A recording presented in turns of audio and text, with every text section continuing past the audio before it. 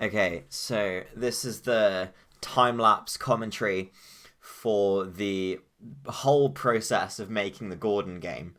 So this is sped up 120 times, so every second real time is 2 minutes. And it's also nice to know that someone is going to have to watch this whole thing. It was originally 2 hours, but I was convinced to speed it up to 1 hour, which means half of the frames that I originally recorded aren't included in this. But anyway, so I had the model of Gordon from a pretty high poly model of Gordon from my last project from the repeat practice. So I basically decided to kind of go over it and make it lower poly because something being lower poly is easier to work with. I sort of wanted to copy or emulate the style of like old Nintendo 64 games from like the late 90s. I don't really know why because I wasn't born in the late 90s, but yeah. It's also, I don't know if I already said this, but they're much easier to work with. We say they're like light when the model is like lower poly because, you know, obviously it's less data for your computer to have to chew through. I changed a few things. You can see just there earlier I made the legs longer because in the first one his legs were a little bit dinky. I changed the trousers as well. The trousers have a little sort of what's the word? A little sag to them, maybe. He also has Crocs. I tried to do that in the original one. His feet were pretty minimally. They weren't really modelled. They were kind of an afterthought in the original one. But I added Crocs. And I made sure they were the part of the same mesh because I kind of tried to shoehorn them in afterwards with the last one. This was I put them into Unity, and I for some reason the old project files that I had for because I made for my repeat practice at the end, I made a very basic game with the old high poly Gordon model. So I managed to recycle the input script from that, which was good here. But apart from that, I couldn't salvage much. I tried to make him a ragdoll here. This was sort of just playing around at this point. I'm not sure if this video will be too fast for you to be able to see what a ragdoll is. It's basically when all the limbs have physics and it kind of flops around like a ragdoll. I was, at this point, I think, trying to get some animations for him working, but I sort of got sidetracked and just made him ragdoll because it just looks quite funny. Yeah, here's doing this is a walk cycle.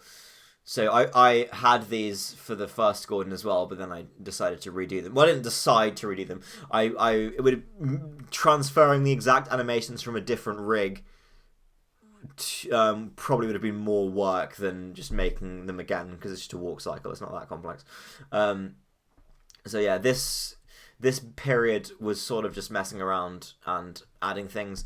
I'd done a bit of C# at this point, but I was still, and C# is the programming language that you use for Unity, by the way. I wasn't very confident in it. I kind of needed a tutorial to do anything, you know, like I would think, what do I want to do? And then I'd look up some tutorial that did basically that had like basically some code that I would copy pretty much verbatim and then tweak a little bit if need be. But yeah, luckily I have come on since then, which we should see. So yeah, this is sort of a lot of this time lapse is sort of just testing gameplay, which doesn't really look as good when sped up as modeling does. Luckily, this is modeling. This is a kitchen device called a moolie, which is kind of like a rotary thing that's used for grating stuff. I think you can put like, you know, meat or whatever. It's a rotary grater basically. I've actually got the moolie that I use as a reference hanging above me now.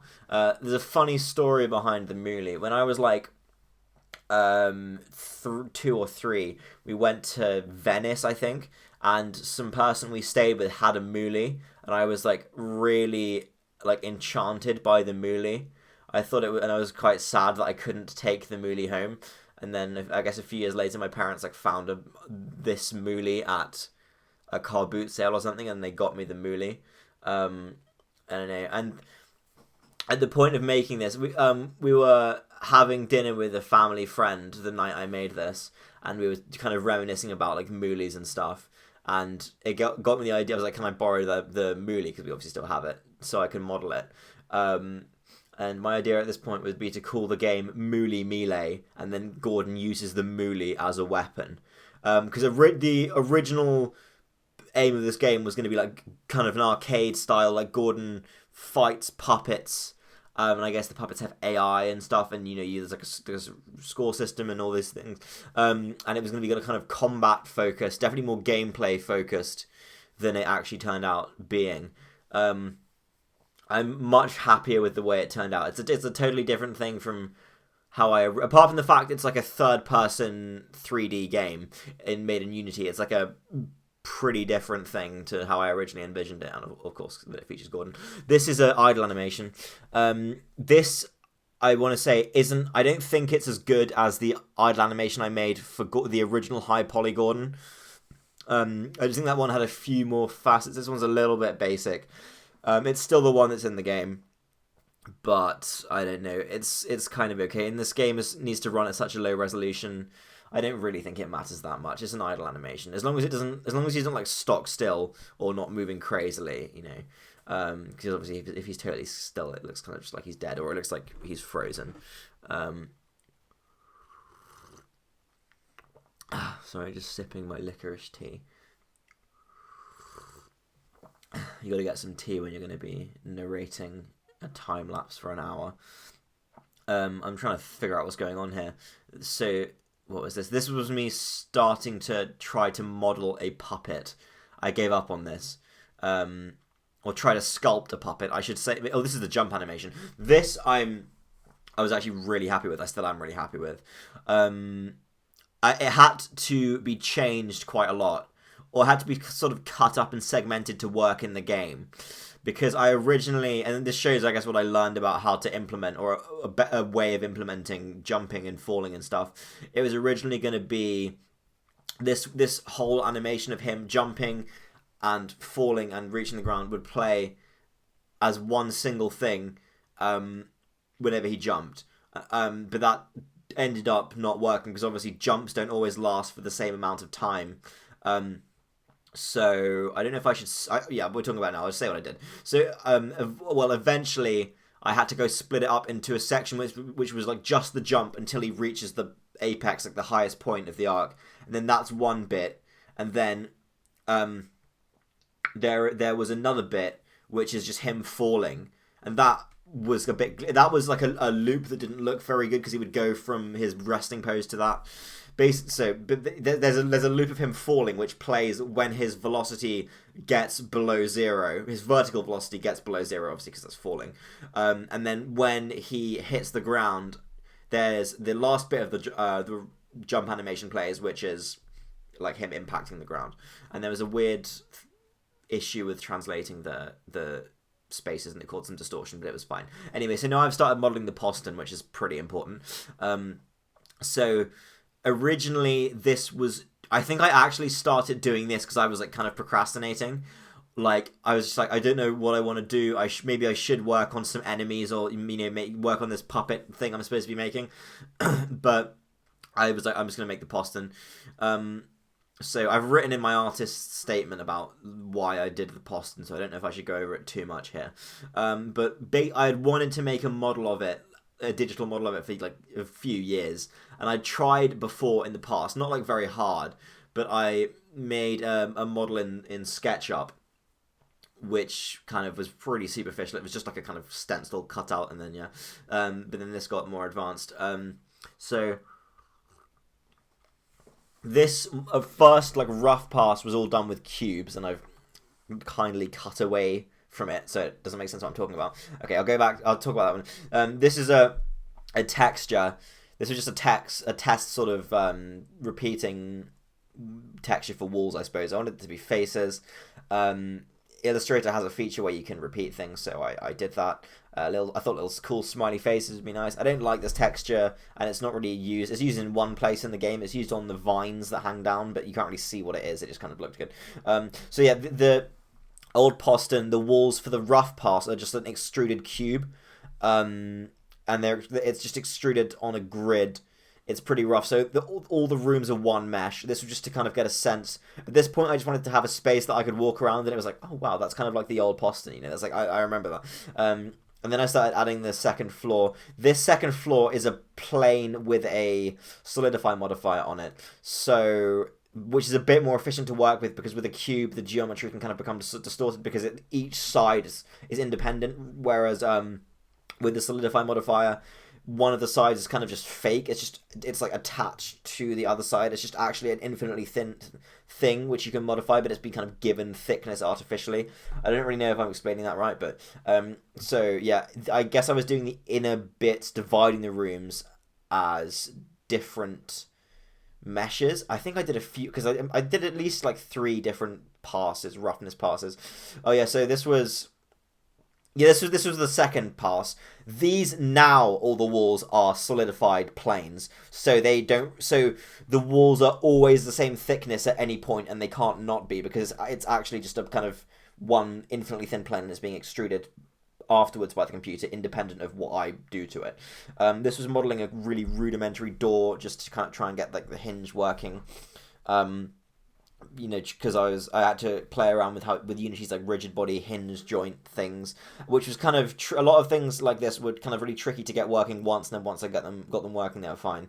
So what am I doing here? I was trying to make this is like a really boring model. It's just a door and a frame.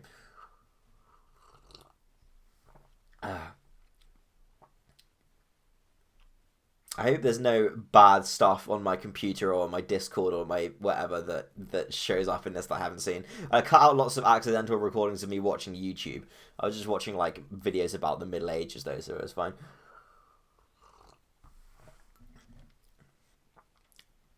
Okay, yeah, this door is pretty not fun. So then I guess I added, yeah, it's the building. This is kind of starts to feel like the place. Originally you could go outside, but obviously you can't anymore. And you can see the texture, that face texture I made earlier on the wall, just as a placeholder.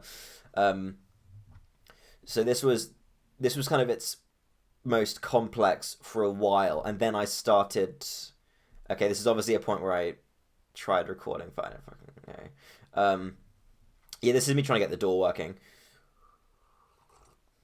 Actually, I don't really know how to commentate over. This is me trying to align the axis that it rotated over to make sure it was the right one, so it was like in the right place and pointing in the right direction, obviously.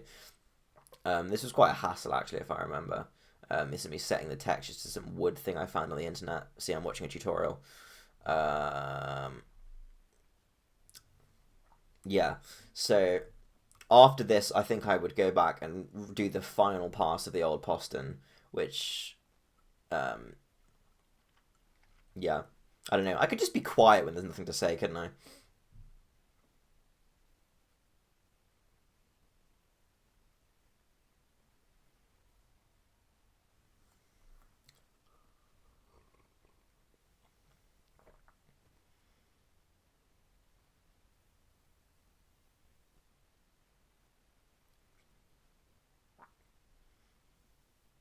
That grass texture is still in the game files. I keep seeing it and I can't remember where it came from. So obviously that's its genesis. This is me adding in some lighting effects like some fog, some purple fog.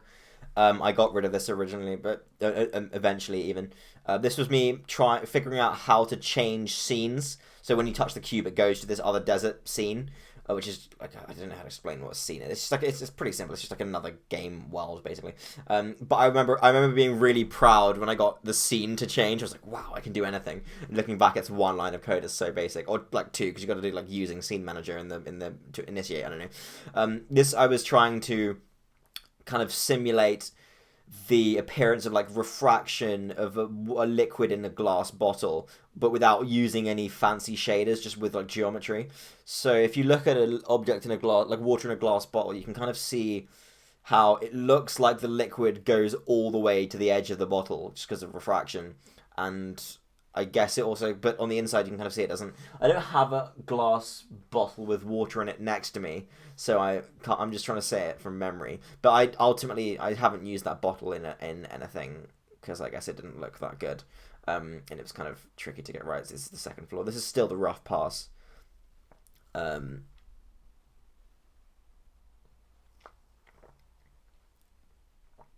See, this is the problem with getting the doors right was really tricky. I probably should have used Boolean modifiers or something. But yeah, just getting the geometry and stuff, I don't know. All the topology in the Poston is awful still. but I guess it doesn't have to deform, so it doesn't really matter. That is the thing. If it doesn't have to deform, it's fine. This is the final pass, which were basically cubes, and their normals are flipped, so you can see inside them when backface culling is off from the outside, but not in material preview mode, only in like viewport shading mode, and in Unity, because Unity culls backfaces by default. So yeah, within this one, each room is its own separate sort of block, which was, I don't know really why it was good, but I felt like it was good. I guess you can modify rooms independently of each other, texture them independently. That's how I decided to do it. I think it might have made doing the doors a bit more tricky because I couldn't use Boolean modifiers really, because it would have sort of just, I don't know. So I had to kind of cut the holes in the doors. But this is sort of, I remember at this point there were no doors. Yeah, there were no doors in the doorways, so you had to like jump over. And I remember the first time I showed it to people, they were like falling through the world because there was these massive gaps between the rooms. What am I doing here? I wonder what it's doing when it just freezes. Oh, this was me making this starry texture for the bar, I think. The bar was a room which was quite interesting because when I was little, it was like always locked. Obviously because it was a bar. It was open on like parties and stuff. So it was like rare that you get to go in there. And when you did, you know, it was kind of, you're up past your bedtime and you'd like, you know, there's like some kind of slightly drunk students around, and it's kind of a novel experience, kind of mysterious. There's some cool masks in there as well that were hanging, and I've got on my to-do list, I've got make masks for the bar, and I still haven't, so it's a small thing, but maybe I should. This is the floor texture for the open hall, which is still there. The bar's been ripped out of the real building now, which is quite sad. It's going to be replaced with an IT room, because I think some person who was in charge of it was like I don't know, they just didn't like alcohol. I think they lost their job though. Anyway, yeah, that's a little round CRT monitor. I don't know why it's around. I thought it looked cool. This was me doing the final door. I remember this because I was listening to a live episode of Lingthusiasm, the Lingthusiasm podcast. The door, I don't know, I quite like how this door turned out. I used lots of like mirror modifiers here to get it all mirrory, and I don't know, just kind of like doors and stuff like this are kind of easy to model because they're just like, you know, symmetrical, geometric. They just have loads of fancy phalanges and stuff, and it looks good. This has the doorknob has 7 things, and one of them is like rotated 51.4 or whatever 360 divided by 7 degrees is from the other ones, because it looks cool, like spirally. This is me placing the doors. These doors were really glitchy. For ages, because the door slightly clipped inside the frame, and I fixed it recently by making the collider a bit smaller. But for ages they would just like shake everywhere, and it was a bit, yeah. This is a table, these tables are everywhere. It's a very useful asset to make. This is mirrored in, I guess it's mirrored like 2 ways. I'm not sure. And I think there was an array modifier in there as well. I'm not sure. I think it might just be 4-way mirroring. I can't actually remember. But yeah, that table's good, and it was texture painted. That was the first thing that I texture painted, which is very good. The texture painting's a bit of a pain in the ass. I never did get like textured brushes. I just used the default like round one, which is kind of bad. It looked fine. And texture painting, you can get such nice like shading and highlights and stuff without having to actually do any like shading. And if I had, maybe in the future, it'd be fun to make a game where there's like it's just all unlit, but everything is shaded with texture paint. It would take ages, but it would be like, it's like baked lighting. It's like handmade baked lighting. These are the stairs, obviously. And like handmade baked lighting, but it would just take so long, but it would look really cool. I think some old games did something like that, I'm not sure. But the thing is, Unity has a system where you can bake lighting anyway. Bake lighting is when you like get the game to calculate how all the light will bounce around and stuff once, and then just apply a texture to everything, so it kind of has the appearance that there's light, it's being illuminated, but actually the computer isn't having to figure out how it's being illuminated while the game is running, so it saves a lot of GPU time, because this game uses so much GPU. It's insane. Like, my GPU, when I run it on this computer, which is a pretty good computer, it's like maxed out all the time. So luckily it's running at on the like final thing, it only has to run at 800 by 600, which is a pretty low resolution. but still the computer's fans that it's running on, which isn't as good, do ramp up quite a bit. That was the balcony. That was another texture painted thing. I found an issue where texture painted things that they'll sort of like to do with the UVs. I don't know why, but things will like peak. Bits of textures will clip into bits where they shouldn't be, and it looks a bit sketchy. That's sort of what made me stop texture painting actually, and also time. These are the windows. These are very, very not using geometry nodes. I need to use more geometry nodes. I tried, but it didn't work. But they're very procedural. Like, there's the only thing that's modeled is like a quarter of each pane, and then that pane is mirrored along Y and Z. So it creates like a little pane with four-way, or 2 lines of symmetry, and then that's arrayed, like duplicated vertically, and then the big block of panes is the big window of panes is duplicated again. And this window again was a very useful asset, got lots of use, and so did the windowsill as well, to be fair, with a little bit of wood below it. These are the the beams, rafters.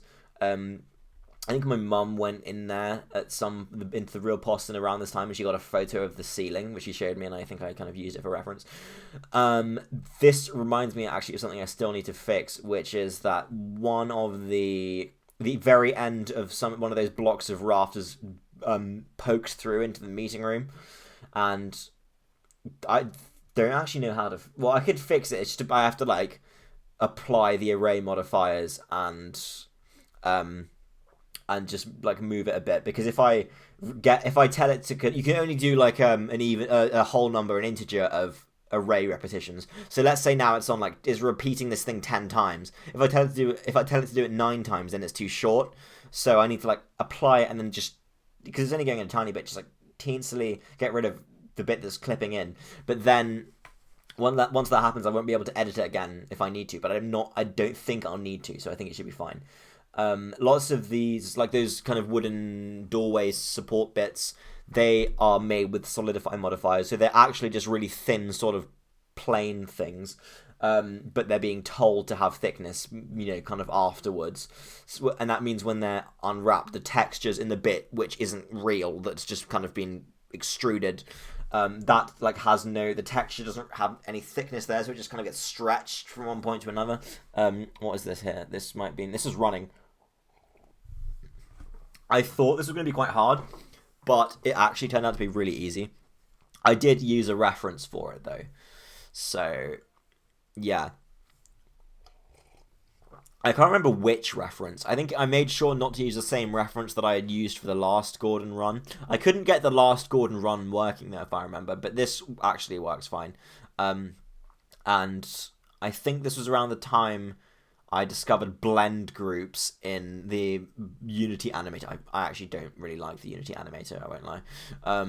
It's like node-based. Node-based is good, but I don't know, I just find it a little bit... Like, I'm sure it's less annoying than it would be if I had to code all the animations. Yeah, actually, to be fair, it's a lot less annoying than it would be if I had to code all the animations, but I don't know. I find it a little clunky. Maybe I just don't understand it properly, though. But the animations work more or less okay now.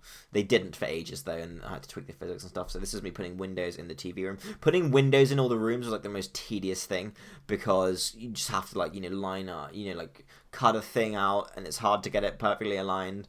And I found out way after this that you could lock the knife tool to, like, one axis by pressing, like, X, Y, Z, like you can with everything else, and that was such a time saver. The more time went on, the less precious I got with, like, everything being wonky. Because at the beginning, it was like, okay, this is all going to be super, super, like, because once you haven't made any errors, it's like you don't really want to make any. You don't want to, like, start making errors and doing stuff sloppily. But once you've done something sloppily, it's like, screw this. It's just easier and it's fine. This is a sofa, which this is another thing I texture painted, and I think the texture painted stuff, I hope it's like congruent aesthetically with the other stuff in the game, which isn't texture painted, because I feel like it kind of looks better, because it has like its own kind of stylized shading on top of the shading that's getting from like the lighting. And this was quite... I didn't use a subdivision surface modifier on this. I had like a mental thing, like I'm not going to use subdivision surface modifiers because it breaks the Nintendo 64, like the kind of, I didn't want it to get too high poly. So, yeah, but I eventually broke that because it can save you so much time using a subdivision surface modifier. A subdivision surface modifier is like smooths out, makes more polygons and stuff. I guess if you have more direct control of you have more direct control of the topology if you don't use a subsurf modifier. So it's like true, it's not cheating. Subsurf is cheating. I don't know. I don't want to be a subsurf elitist. They can be useful sometimes, but not always. You gotta add like creases and stuff. Oh yeah, that was a bit problematic. I made his skin like FFFFFF. Yeah, I tried texture painting Gordon. That's still on the to-do list as well, but I never got around to it. Maybe I should, because I have this picture in the poster art I have. He is texture painted. Well, he's painted, obviously. So yeah, but I think it looks fine. I don't know, like. God, now I remember that I meant to do that. It seems like a really obvious thing to do. If anything should be painted, it's Gordon. Because he's like the main thing. He's always there. So, yeah, maybe I should. I don't know. It's probably fine if I don't. Who knows? This was a big tower. I don't really like the tower. It's still in the game. I don't really like it. This is me trying to make the mask. This mask never got used. I didn't particularly like the model.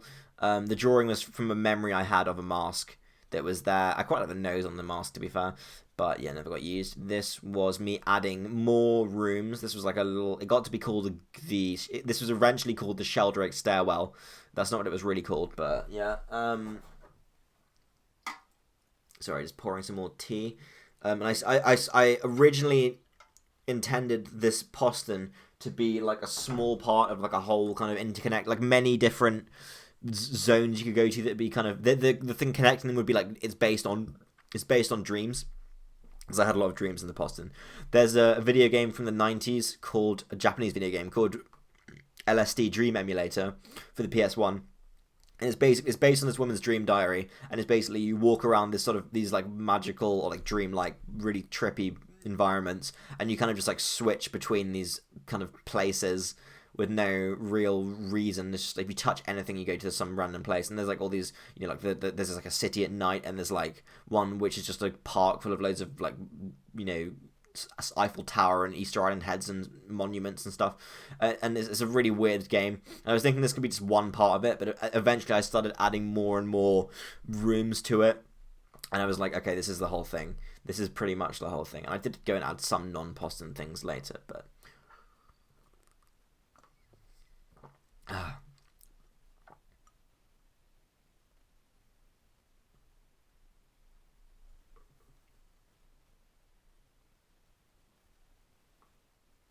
Okay, so this is the bar. Obviously, I forgot to commentate over me making the bar.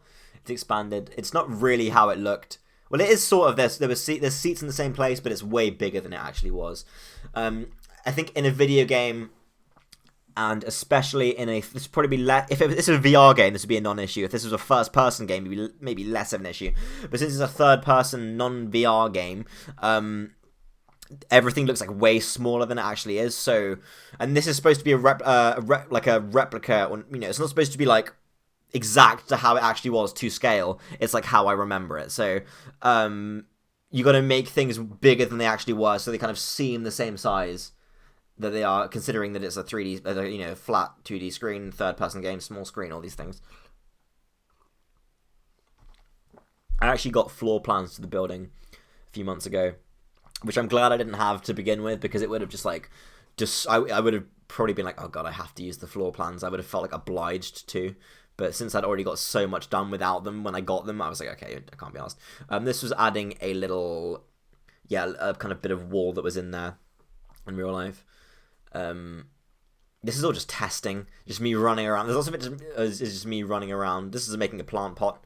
I quite like this plant pot. It was spherical enough that I could give it a sphere collider, and yeah, this is me messing around with trees and stuff.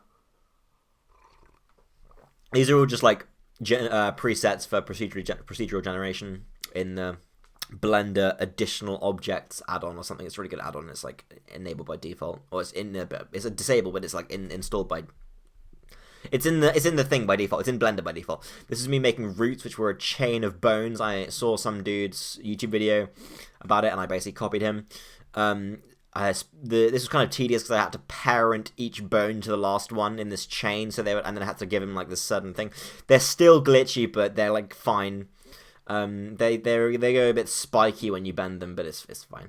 I think I moved the hierarchy, the little hierarchy window to this side just for this because it was like such a pain. I was like, I want to focus on this. I got to make it like expanded.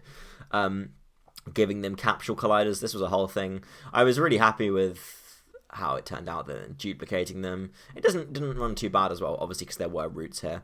I wanted at this point I was like, I'm going to have loads of foliage everywhere, and that's going to be a thing. This is me trying to procedurally generate kind of fractal, putting curves on points on curves and stuff. Ultimately, this is not procedural, this is just curves, and then I made a leaf. The plants didn't really get much further than this. I made some procedural plants, but they would like copied from a tutorial pretty much verbatim, and they weren't very good, so I didn't put them in. But I still think some plants would, and I probably don't have time now, but I do think some plants would kind of really liven it up a bit, just because greenery, And there were a few plants, not loads, but in the open hall there were quite a lot of plants. Yeah. I also wanted to duplicate that plant, because I think if I remember there were 2 plants with long roots hanging down like that. That's the face texture from earlier. That's where it is. That's a bit that I forgot to cut out. That's me watching a guy making a mod of Toki Perino with loads of like consonant clusters. This is me trying to procedurally generate like flowers and leaves and stuff. This was based on a tutorial, which I think I learned. I'm still awful at geometry nodes. I learned a little bit from it. I need to get better at geometry nodes, man, because it's just like, I feel like once I've got the ability, once you got to that stage where you can kind of make things just by sort of thinking about it, or, you don't have to like Google how to make everything, then you can just kind of keep learning and like keep teaching yourself without the pain of having to like follow along with the tutorial. And I just want to get to that stage. I'm sure it will come, because I'm already pretty good with shader nodes, and it's like literally it's like pretty similar. It's just it's like if you know Spanish trying to learn Italian or something. It's not even that different. It's like if you know, I don't know, English, how to understand people from Liverpool or something. So this is me making a leafy looking texture for the wall in the meeting room. I thought this looked pretty nice. I think that there was like one I made originally which I thought looked better, but I deleted it, so this one's fine. It was quite a fun method of generating it as well. I had these like lines and I put dots around them, and I originally intended them to be like vines, but I got rid of the lines and it looked good. So yeah, it reminds me of some art by Andy Goldsworthy, like the film Rivers and Tides. He would like draw these kind of snaking river patterns and screw out the ground and stuff. This is me adding like all the stuff, like the dining room, the kitchen, and so on. I remember the day I did this, I was like, I've done so much, because I'd added like these 6 or so empty rooms, and I was quite proud. Yeah.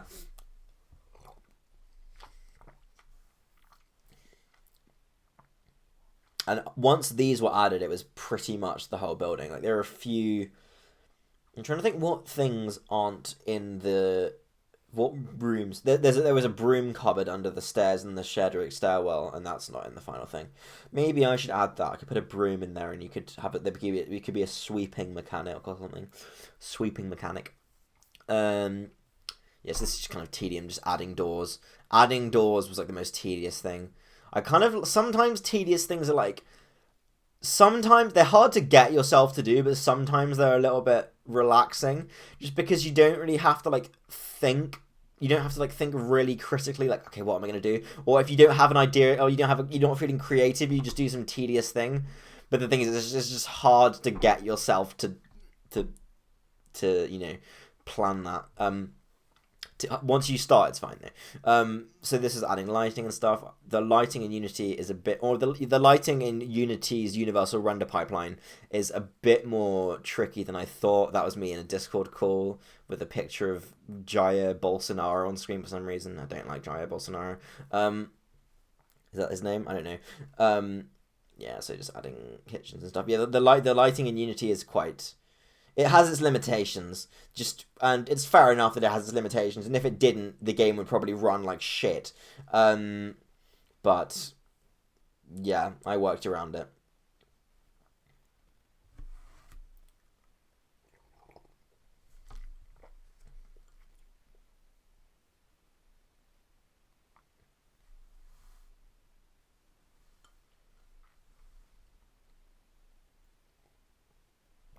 the topology in the dining room was terrible, and it still is. It's a bit better than it was, but just because the dining room has this kind of pillar in it which leads to the snack area. It's sort of like open but not. I need to change that actually, because the snack area is counted as one room. No, counted as the same. This is the room I'm talking about. The snack area is counted as the same room as the dining room. Because I added signs later, and there's no sign for the snack area, and neither is there on the map, which I printed and has been mounted and is going to be hung tomorrow at time of recording. So I think I might just leave it as the same room. It's a minor thing. In this room, in real life, there was a trapdoor, which I think I mentioned in some previous thing. We used to like play Manhunt, and we'd like escape down the trapdoor when we were kids, and that was fun. But yeah, I made it into just a hole, because at that point I couldn't be asked to do a trapdoor. No, I couldn't be asked. I didn't know how to make a trapdoor. Or a ladder, to be fair. Yeah, that was it. Because there was a ladder in real life, obviously. Because you couldn't just, like, fly. And I was like, okay, I'm going to have to make a climbing animation. I'm going to have to code all this stuff. Like, is he touching the ladder? I'm going to have to add... It'd be a pain. So I was like, I'm just going to add just a normal... a thing a hole you can fall through. And it would be kind of cool, because people will be like... If you come to it from upstairs, people will be like, do I fall in the hole? Will I die? You can't die, but they don't know that. So, it's a little bit of intrigue, maybe, or maybe it's bad design, who cares? Anyway, this is me making a Rubik chair, which is like, one of the... They had lots of these chairs in the snack area. You can Google a Rubik chair if you don't know what it is. It looks a bit like this. They're blue. Well, these ones were. This was quite fun to make, I think, and I texture painted this as well. This was like one of the... Yeah. Mainly furniture is texture painted. I really should do more of it, but Blender just makes it enough of a pain. I feel bad... My God, why do I feel bad criticizing Blender? Blender can take criticism. Blender's good software. Anyway, it can be improved. It's just a bit... It's like a little bit of a... It's enough effort to set something up for texture painting that I just don't do it. And I'm like, I'll just put a pre-made texture on it. Because you've got to like make a new image and then make a new material and assign these things, and then it's just enough. It's not that much effort, but if it was like one button, everything would be texture painted in this game, because it would be like, no, think about it. I don't know. I guess the more you get into a habit of something, the easier it gets. So if it's like I feel like it's effort because I don't do it enough, and I don't do it enough because I feel like it's effort. It's a bit of a catch-22 maybe. This is me jumping around on tables, not really much to see. All this testing stuff is just like, I'm sorry if you don't like flashing lights. This is me making an eye texture which I was going to put somewhere. I put it on the walls. It's actually, I don't think it's used anywhere now. Maybe I should use it somewhere. I don't really like it. I think it's kind of ugly. Like, I don't know. It's fleshy. It's like... Maybe it's cool. It's a bit of a cliche, just like, wow, eyes. Like, if you want to make something look kind of a bit, what's the word? Trippy. If you want to make something look surreal, like, for cheap, just put eyes on it. It's like biblically accurate angels, maybe. Oh god, this was obviously when I was recording, but on the other monitor, because you can see the taskbar scaling here is like, because it's on my drawing tablet, which is like a smaller screen. So I'm sure right now on the other monitor I'm doing some incredibly advanced stuff. But you can just imagine you're seeing some incredibly advanced stuff right now. Like, your mind is blown. Just give me the benefit of the doubt, okay? Yeah, hopefully it'll cut back soon. What am I doing? I guess here, Conquer 1. No, that was an error. That was like a reoccurring error. I'm trying to figure out what was going on by the console, what was happening on the console, but all those things were like reoccurring, just things it told me. I got nothing. I have no idea. I was doing something. Maybe I was doing the conkers. That error about the conkers was because there was like a conker spin animation. Conkers they became coins. They were coins, basically. There was like an animation of them spinning that I made in Blender, and then for some reason it kept throwing that error to me whenever all the time. Eventually I removed the animation. I made it spin with the script, which worked better in the end and was fine. What am I doing? Oh, I was doing the player audio. Or maybe I just started doing the player audio. This was like one of the first things I did in C# one of the first things I coded where I was like, okay, I know what I'm doing. Or I didn't know what I'm doing, but like it works. I like the solution. And I understand it, and I didn't have to use a tutorial. So that was a nice moment. It works basically. Each of his feet have the foot bones. Because obviously he has a skeleton made of bones. They have a sphere collider parented to them. Whenever the sphere collider comes into contact with, whenever the sphere collider enters a trigger, which is the floor trigger, whenever it collides with the floor, it plays a footstep sound based on how fast the player's going. So obviously when you're running, it organically gets faster. It automatically syncs up with the footsteps, with how fast the animation is playing. It always goes whenever his feet are going. It always plays whenever his feet hit the ground, and it works generally really well. Sometimes it plays the footsteps when it shouldn't, but I think it's fine. It doesn't play them very loud, but I'm really proud of that. Really happy with that. It's not that groundbreaking. This is the scary door. God, it's actually weird how long ago I made the scary door. Now I think about it, this is like just over halfway through the whole thing, the time lapse. This, I love the model of the scary door. This was made, I think, entirely without subsurf. See, this makes clever use of auto smooth shading and telling it some areas to be like, mark sharp, mark crease, or shade smooth. I don't know. But yeah, I did it from a reference. I really like how it works. I think it has pretty nice topology. It's not too high poly. The teeth topology could be a lot better, actually. See, I made the teeth big, then I made them small. It didn't look very good. Apart from the teeth, the nose especially, I really like. And I'm just proud of my clever use of, see there, where it's like cyan, the line is cyan, that's because it's like marked, I think it's marked sharp is what you'd say. I assigned that to like shift comma and shift full stop, which worked really well. So you just quickly assign and unassigned mark sharp, and it just, you kind of can give contour and stuff, and change how the thing is shaded and where it has like lines breaking out really easily and for no polygon cost, and it looks really good. This is making a button to open it. This was a placeholder, or I knew this at the time. Originally I was going to have it so that there would be two segments to the button, and one of them was the top model, and the top model would go down when... Oh no, it did do that. No, did it? Oh god, I can't... No, reverse. Originally, it was going to be two separate models, and it was switched to the second model, the second mesh, when the button was pressed. But that was, like, too hard to execute, and I just made it so it was two models, and the button model would move down by some amount when it was pressed and pop back up. Originally, this scary door it would open and close instantly, and it would play this sound that I recorded. And that was actually pretty scary, because it would open and close after a minute. So you couldn't really, you can't really predict a minute down to unless you count maybe like down to, so you don't really know exactly when it's going to close, and it's like suddenly it plays this loud, and at some points it was like way too loud because I got the sound too loud, and then suddenly this face with like red eyes, scary face appears on screen, and this dung sound plays, and I literally startled myself a few times when I was making it, but eventually I made it like slurp, linearly interpolate, like open and close, so it smoothly opens and closes, and that looks really good. These are the fireplaces. Not really too interesting. There was a pattern of tiles on them in real life, which has some name. I guess it's by some artist who's known, but I didn't duplicate it.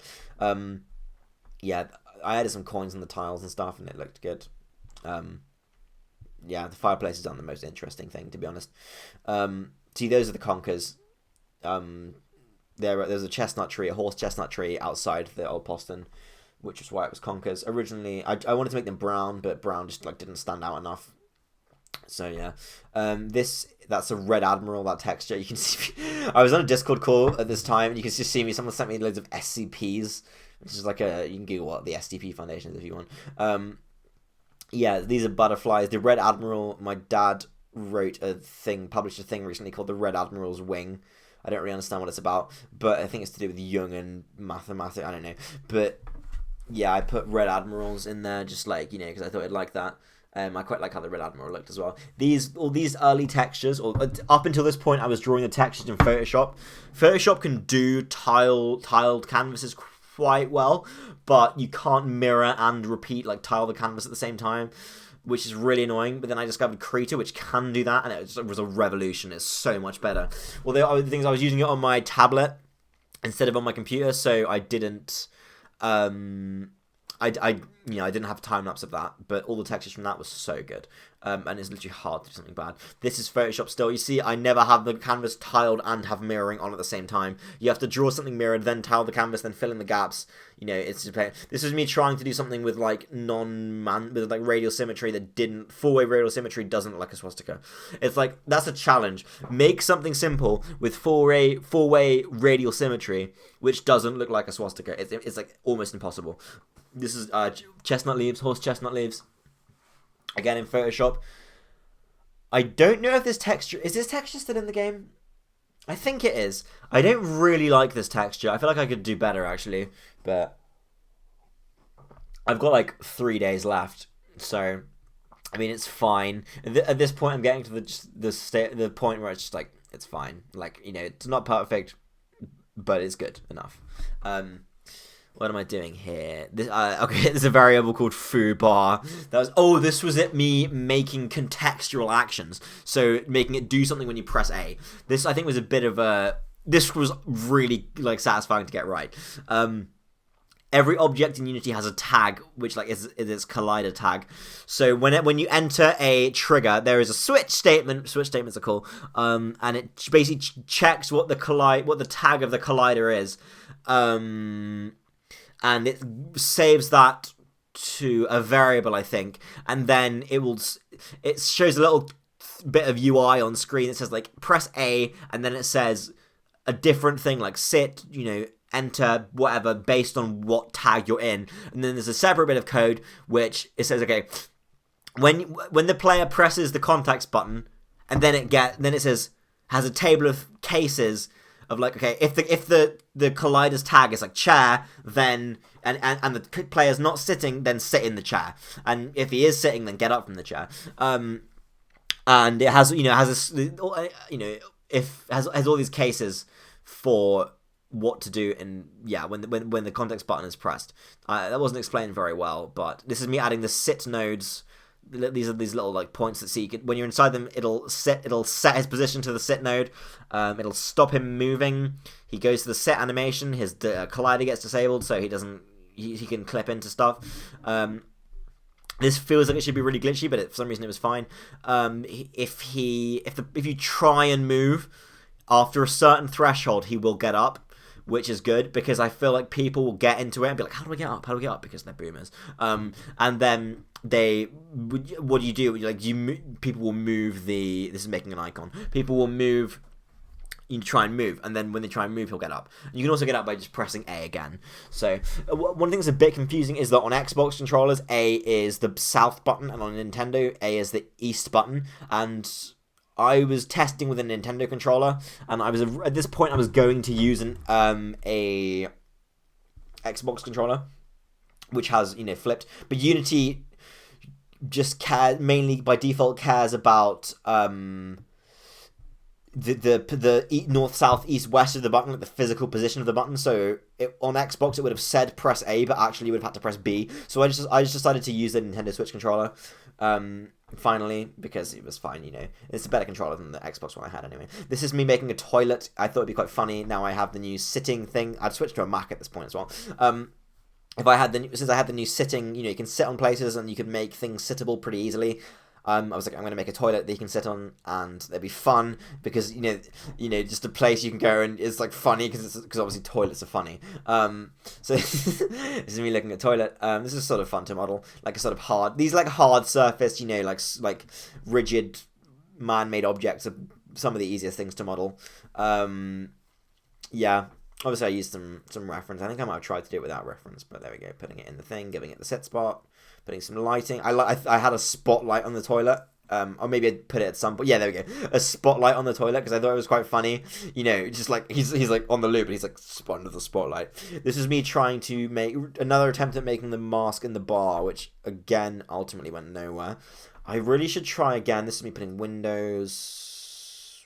Where am I putting windows? I don't know. Oh, in the study room. The study room still needs to have some computers because there were computers in there originally.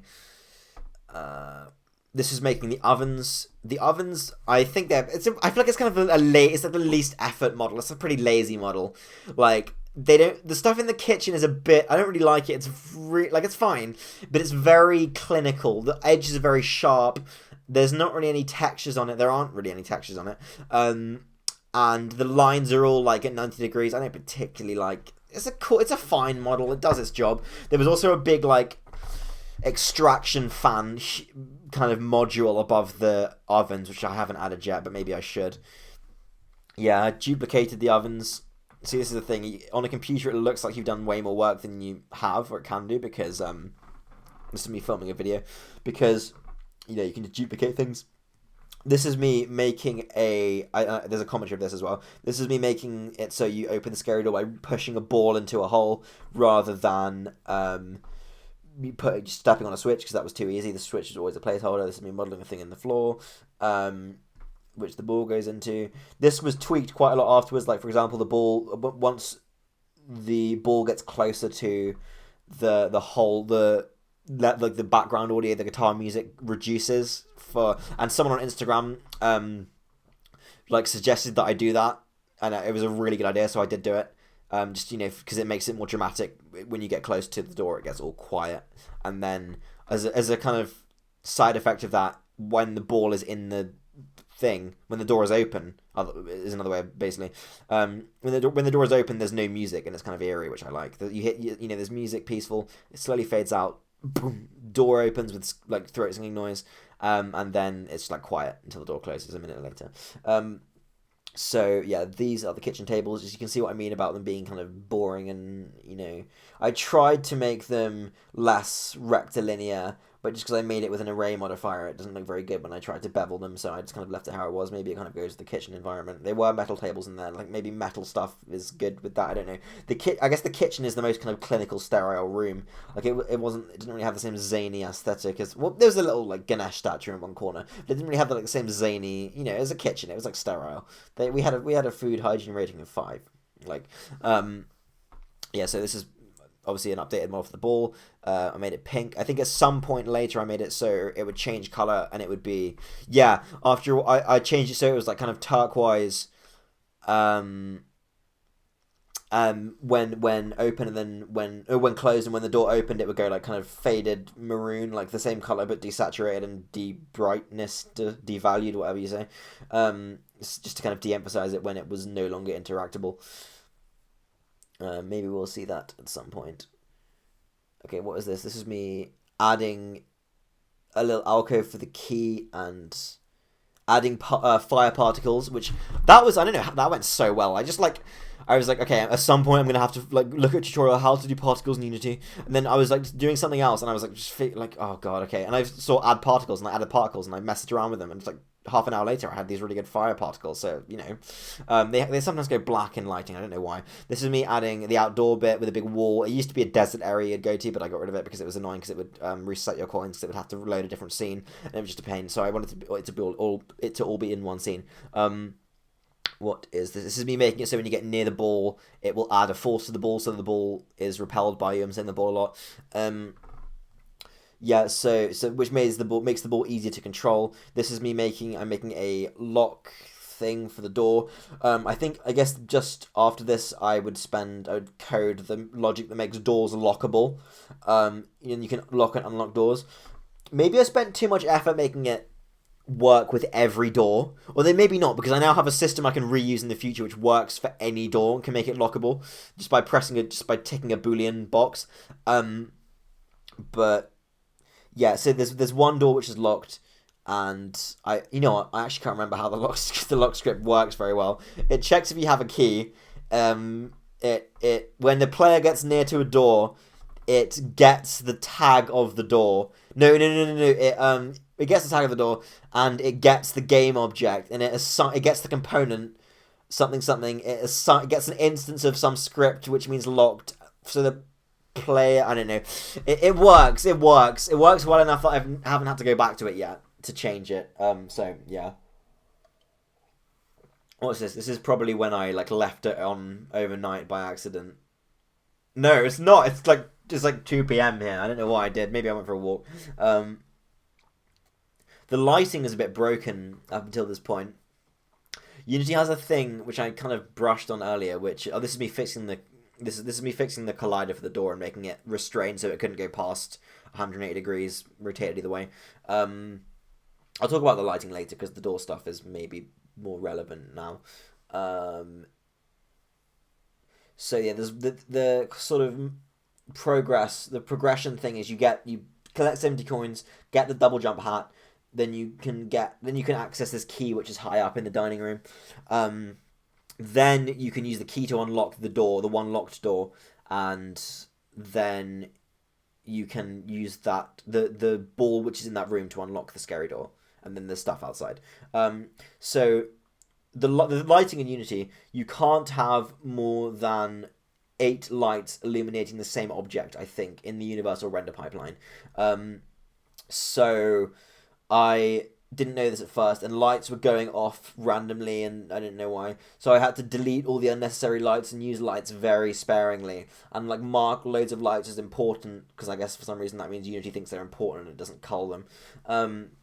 Yeah, so there's a key. I already had an inventory script which would count keys, so it's just the key script is actually a modified version of the coin script. In fact, it's not even a modified version; it's the same script, but it just checks the script. I just added like a little Boolean variable that says like, "Is this a key?" And when you get it, and when it spawns in various times, it checks if it's a key, and it treats it a little bit differently in some contexts based on whether or not it's a key. Like obviously, when you collect it, if it's a key, it increments keys. If it's not, it increments conkers. This is maybe a bad system it doesn't probably wouldn't scale well, because if I wanted to have other collectibles, like, I don't know, something else that was collectible apart from coins and keys, then I would have to not have a Boolean, I would have to have like an enum or maybe a int, or I don't know. But yeah, so that could be changed in the past, and you could have multiple ways to treat it, but this works well for things which are either keys or they're not. Since there's only 2 things, it's fine. So what am I doing here? This is me adding a key counter. Originally, and I'm a bit pooped this didn't work. Ultimately, it doesn't matter. Originally, it would be if you had 1 key, it would just show a key icon. After you had more than 1, it would start showing a key icon and then X, the number you had, like X2. You can see that. But this is me recording a sound for the key. But ultimately, for some reason, it would give the player 2 keys when you collected the key. Sometimes, not always, but it would give him 2 keys, and that was like, it was often enough that it was a problem, and I just didn't like it. So I just said, okay, there's only 1 door really. I'm fine with there being 1 door. I'm just gonna make it so whenever you get a key, it just sets your keys to 1. Like, it's a bodge. It's basically a Boolean. It's whether or not you have a key is essentially true or false. It should be a Boolean, but it's an integer because like legacy code or something. Yeah, there's a little. I'm still annoyed about that a little bit. This is me making bookshelves. I was trying to do this with geometry nodes, and I made the books with geometry nodes.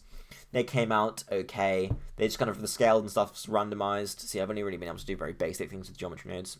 I'm sure in the future, once I like learn more about geometry nodes, I can feel they're going to be so useful, and I'll make some cool stuff with them. But at the moment, you know, procedural bookshelves, which are all the same on the vertical level. See, vertically, it's all the same sequence of books, and it's really obvious. But I don't know. It's fine. And then I was trying to figure out for a while how to shade set all the books, each individual book, to be a different color, and I never figured that out. Blender has a thing which is in shader nodes, which is like separate by UV island or something, or there's a geometry input option which is random per UV island, which I thought should work, but it didn't for some reason. So yeah, and there's a thing in geometry nodes which is called realize instances, which like realizes the instances, makes them into real geometry, which should, I guess, make them separate UV islands, but I don't know how this stuff works. Maybe I'm sure there's a way to give them all a different texture, but I am too dumb to do it. So maybe in the future.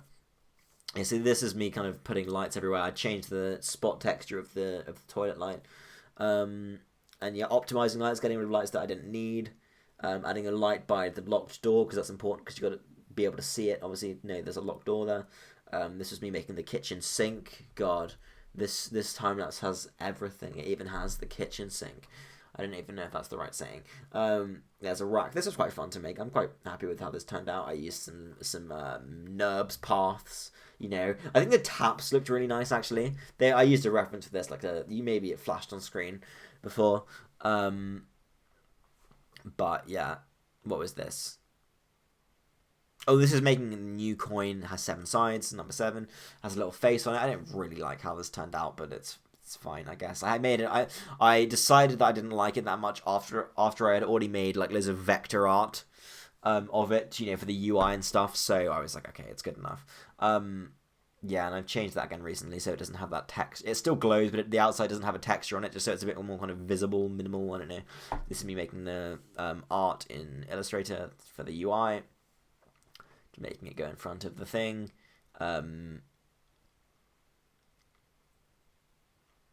Making the sinks not be floating. Then I added some paintings that I did, or drawings. This is drawing actually, just around the place because people said I should. Still have a few to add actually. But this was quite fun. I think that's kind of livened it up a bit, makes it seem a bit more, I don't know. It's just fun to have fun pictures on the wall. This is the Jean-Luc, which is like a spaceship I made up a while ago. And the model, there's a big 3D model of it outside in the past the scary door bit, which you might see briefly at the end. But that's a nice little teaser, you know, of the Jean-Luc, that it's there. So people will be like, whoa. Or maybe they'll see it and then somehow figure out how to get out, and they'll be like, wow, my god, I know this.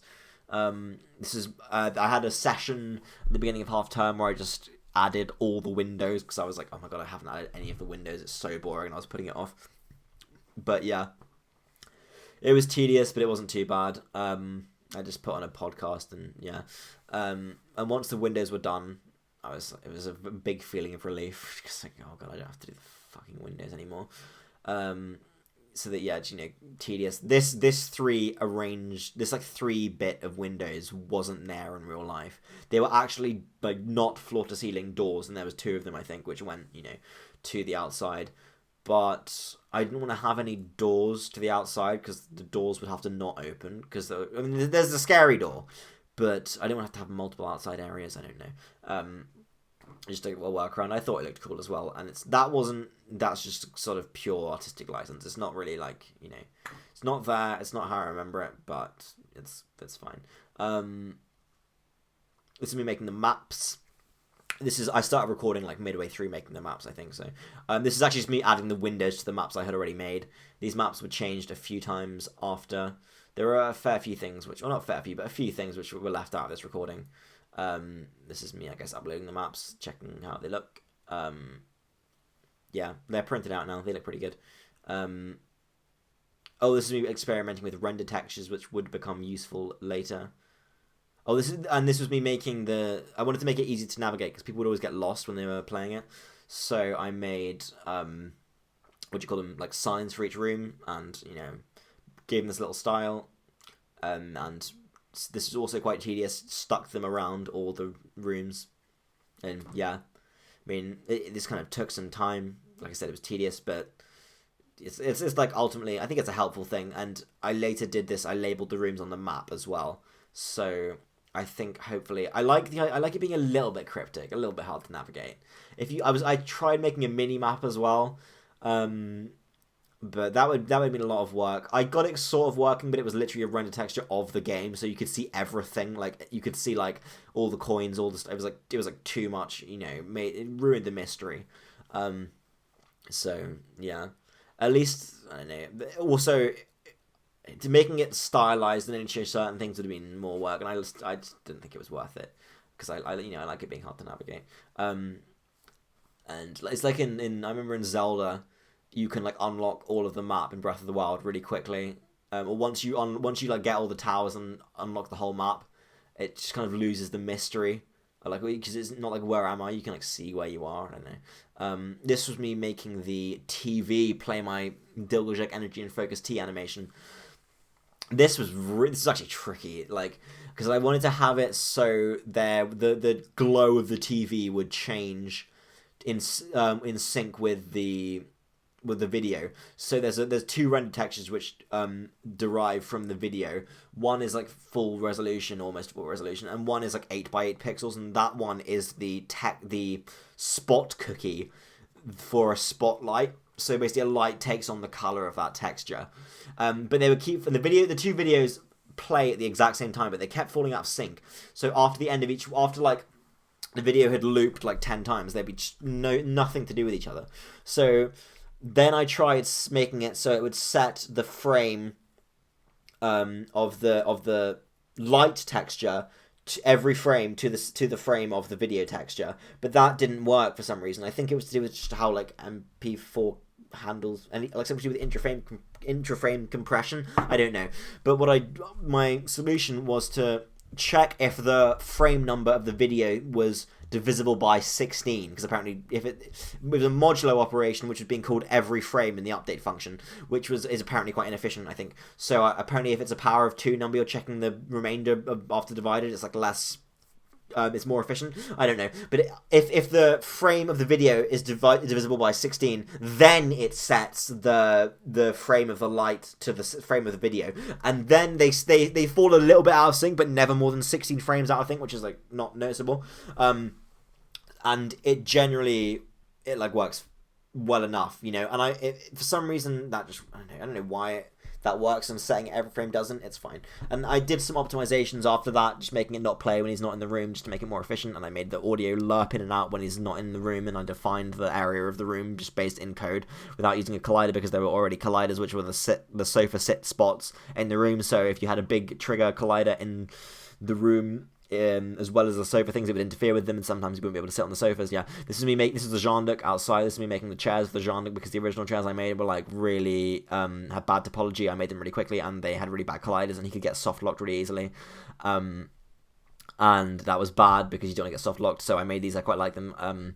They are made using a solidify modifier as well, and some what do you call them? Splines. Oh no, they weren't splines, they were NURBS. I don't know if NURBS are splines. I don't think NURBS are splines. They're made using NURBS paths. I quite like NURBS paths. They're a good way to make, like, you know, curves and stuff.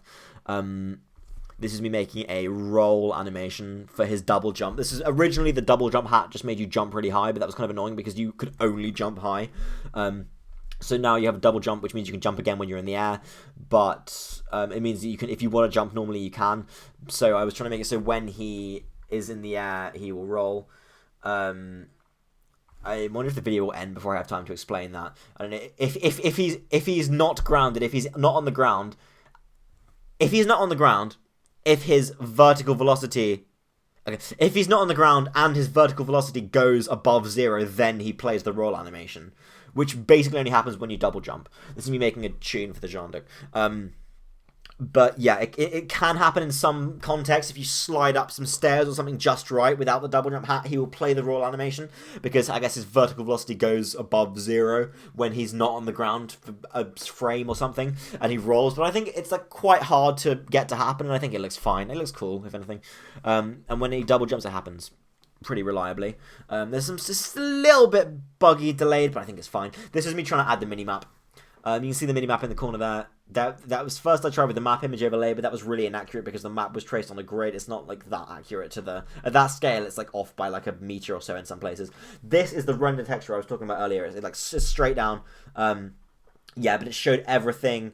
This is where I found out Unity doesn't let you have like alpha UI masks by default. You got to use some add-on. I couldn't get the add-on to work, so this is me adding the Jean Duc thing to point out there's something outside the scary door which is called the Jean Duc.